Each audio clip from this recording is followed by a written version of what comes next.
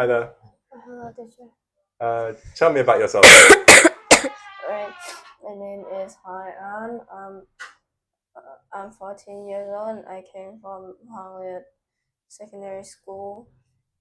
About me, I to introduce myself as a not really talkative person, but I'm really into drawing and fashion stuff. About designing and getting into school about that. Oh, great, me too. You say fish as well. Yeah. The next one. Why should we protect animals, do you think? Well, about protecting animals, we should start with the food chain first. So when we protect endangered species or just animals in general, it protects the food chain in general because the if it eats other animals, those animals don't overpopulate it themselves, and it wouldn't be break. The habitat will remain balanced. And if that animal are being eaten by a certain other species, so the food chain is still remain balanced because the other species who eat that type of animals, they won't starve and they won't go extinct too. Yes, a lot of points. Do you think animals have value in their beauty? What? Do you think animals have value in their beauty? Beauty? Yeah.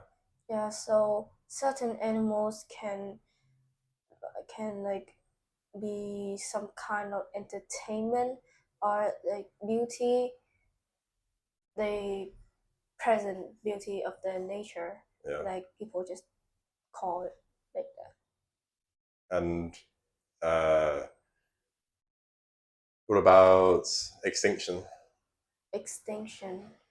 Well, many types of animals nowadays are going extinct because of reason, mainly from humans, uh, like the global warming, habitats being destroyed, and many other reasons. Or as well, it's just the expansion of cities and humans because we are overpopulated, in my opinion. Good answer. Okay, next one. Why do humans and animals use teeth? Uh, the main reason I think is just to chew and turn. For humans, we use teeth to pronounce words properly and to talk, communicating and stuff, and just to chew food. But for animal, they use it to express their emotions, like a warning for a fight, express emotions like sad, angry, happy, along with their tail, below their body language, to or to or to just to attack with either big and strong teeth or venom with fangs like bats or snake, or they could use it to supply shelters, um, eh, for some specific types of animals, or Like they a could, beaver or something? yeah, or to groom or clean themselves. Nice. This is a very open question. Why are wheels important? They are important. They are important, very important than any other invention because they made because without wheels, nothing in the modern life nowadays would exist. Like they support or play the main role in transportation, machines, or just modern life stuff in general. Yeah. And Do you use a bike or anything, or a scooter? What? Do you skateboard or do you cycle? I do cycle, but I got hit by a car. I don't remember, a motorcycle once, and I stopped. Oh my gosh! So, in your opinion, you find wheels a little bit scary for playing on now? Now wheels are not just important, but they play a really good role in entertainment too. Yeah, at some point, it's really like in general. Yeah, and yeah, valid points. Okay. What about animal communication? Animals communication. For animals communication, we can come up with the reason and the way they communicate. So for the reason, they communicate for many reasons. For example, they communicate to protect their young or protect their mates, as well fighting for their mates and protect the territory to uh, protect the territory. For the way they communicate, they use vocalization, body language, and echolocation. Nice. Oh, as well, they communicate with their species, other species, and humans. For their species, they communicate to uh, mostly for fighting for mates and protect territory. Protect territory could go for other species too, and for humans, they could be communicating to ask for food, for water, for shelter, or just for fun to make relationship. Yeah. And What's the thing? what about whales? They got interesting way of communicating. Yes, they use a type of communication. Well, uh, echolocation. They they sing in a in specific mm, in specific sing and produce specific sounds under the sea to for other whales to hear and get their message. Yeah, it travels like a really long way, doesn't it? Yes, like miles and they miles. go a really long way. Okay. What do different cultures give to the world? There are many cultures in the world, like probably hundreds or thousands. I don't remember, but uh, they pro- they they provide to the world inventions, cuisine, contributions. Uh, I think that's all. Do you know anything about Mesopotamia? Mesopotamia. It says here about writing and sailboats. About writing a sailboat. Well, they invent. I think they probably invent the sailboat and they invent the paper. Paper. Yeah. Oh Yes, yeah. the first way to write and print. I don't know. Yeah, and that's Egypt. It says has papyrus for paper too. Yeah. Do you know where the umbrella came from? Umbrella. I remember. It came from China. Yeah, good. And do you know where the Olympics came from? The Olympic came from where? Uh, from the Olympia, where the Mount Olympia were located. What was located? Yeah, in Greece. Yeah, Greece. And oh, interesting one. It says, do you know what Belgium gave us? It's got one here that's just special. What? Belgium says. Belgium. Belgium. No. Sorry, it says Belgium gave us chocolate. Interesting. Yeah, that's a type of chocolate. If I am not wrong, not sure. Okay. And then it says mountains as a topic. For mountains, well, they, I think they are really, really important. It could go, I could compare it with wheels, probably.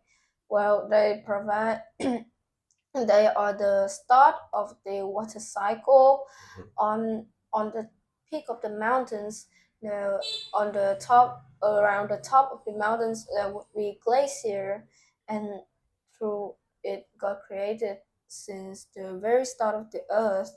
And then times when times go by, it melts, and through time it forms a river. Not just river, it could they some goes into the ground, on some other create lakes. But when uh they like It goes underground, basically. they don't go underground. They go up and they create vapor. If I'm not wrong, they form water drop. No, they vapors, and through time they form clouds. And when the clouds get heavier, it it forms water droplets, and when it gets heavy enough, it falls down. And depends on the place it falls down. It could go back to the glacier, and because of the cold temperature, form it could form back into ice, and the cycle begins again. Or it could go into lakes, and it will turn into vapor again. Nice. What about the animals you get in mountains? Well, since the glacier melts into river, streams, and uh, just sources of water, it grows forests. There are forests and various type of habitat in at the various type of habitats at the like the start of the mountains. Well, so that's where animals live, and humans also grow crops and foods there. This area is a nice source of water. And last question, me being annoying. Do you have an opinion on the beauty of mountains? Well, it's like Sapa maybe. Yes. I think that's really nice, and they just provide really nice landscapes in general, and I think that's what we should be appreciating. Nice to have a elevated view. Yeah, it says mountain landscapes and weather. We sort of talked about that already, really. I'll see if there's any questions here. Well, about mountain landscape and weather, they have like different. Mountains could be separate in three different parts. In the parts like near the ground, there are four, because that's where water can be kept like as a liquid form. Forests and habitats, also animals pretty much live there, and they grow food and crops there. And when it gets to the part two, the side part of the mountain, upper than the part near the ground a little bit, well, forests still exist there, but like they get less and less. If you go up, the more you go up, it get less and less. And the animals, like, they get less appearance every time. Right. They hide, and they don't like go out and live like the one near the ground. And when it gets to the third part, the peak of the mountain, there's literally no lives there. If there is, well, that's just people who climb to the peak of the mountain to see the landscape, and I don't think any animals actually live there. Yeah, interesting. Yeah. And I guess why, in your opinion, what's one reason why there's less animals as you get higher up? Well, I think because it's near the space, and when it gets near the space, it gets colder and colder, since like space is cold, and well, they just gets colder every time we go out, and it get less oxygen too. It have less oxygen too, and well, they get lack of oxygen, and animals can't breathe there. That's a very good point. Maybe as well because you're saying there's less trees as you get higher up, so less places for animals to hide. There aren't any like specific like forest or habitat up there. It's just snow and stone, so I don't think there's much. Oh, I learned something new. Thank you so much. That was amazing. Well done. Yeah, thank you. Thank you. You did really well.